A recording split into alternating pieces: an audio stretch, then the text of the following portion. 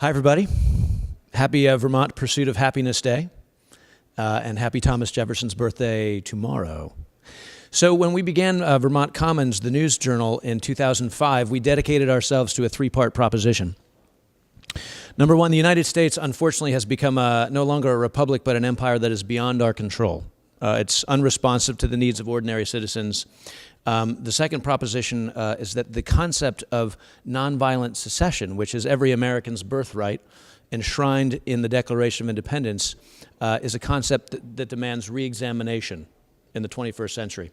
And thirdly, our third proposition is that Vermont might ultimately be better off in the 21st century as an independent republic as it used to be, rather than remaining as one of the 50 states in the United States of empire.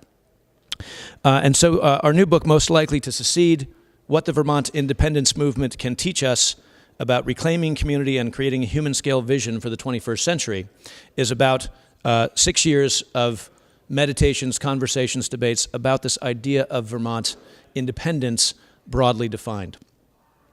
And rather than belabor that point, I simply would like to read a poem that begins our new book. It's a poem by a well-known American poet whose name is Wendell Berry. I should say, too, that we have delivered for free copies of our new book to all 180 Vermont legislators here at the State House today. And this particular copy, a signed copy, I think, by both Ron and myself, will be going to Governor Shumlin, who is responsible for creating Vermont Pursuit of Happiness Day not too long ago. So a poem by Wendell Berry. This is called The Mad Farmer Flying the Flag of Rough Branch Secedes from the Union. From the union of power and money, from the union of power and secrecy, from the union of government and science, from the union of government and art, from the union of science and money, from the union of ambition and ignorance, from the union of genius and war, from the union of outer space and inner vacuity, the mad farmer walks quietly away.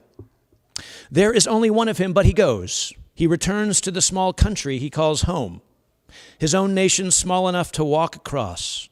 He goes shadowy into the local woods and brightly into the local meadows and croplands. He goes to the care of neighbors. He goes into the care of neighbors. He goes to the potluck supper, a dish from each house for the hunger of every house.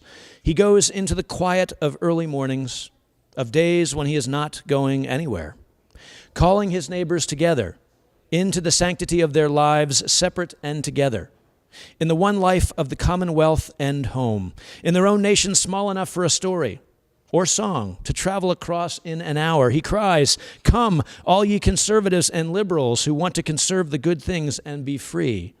Come away from the merchants of big answers, whose hands are meddled with power, from the union of anywhere and everywhere. By the purchase of everything from everybody at the lowest price, and the sale of anything to anybody at the highest price. From the union of work and debt, work and despair, from the wage slavery of the helplessly well-employed, from the union of self-gratification and self-annihilation, secede into the care for one another and for the good gifts of heaven and earth. Come into the life of the body, the one body granted to you in all the history of time. Come into the body's economy, its daily work, and its replenishment at mealtimes and at night. Come into the body's thanksgiving when it knows and acknowledges itself a living soul. Come into the dance of the community, joined in a circle, hand in hand, the dance of the eternal, love of women and men for one another, and of neighbors and friends for one another. Always disappearing, always returning, calling his neighbors to return, to think again of the care of flocks and herds, of gardens and fields, of woodlots and forests, and the uncut groves, calling them separately and together, calling and calling. He goes forever toward the long, restful evening and the croak of the night heron over the river at dark. The Mad Farmer Flying the Flag of Rough Branch Secedes from the Union, by Wendell Berry.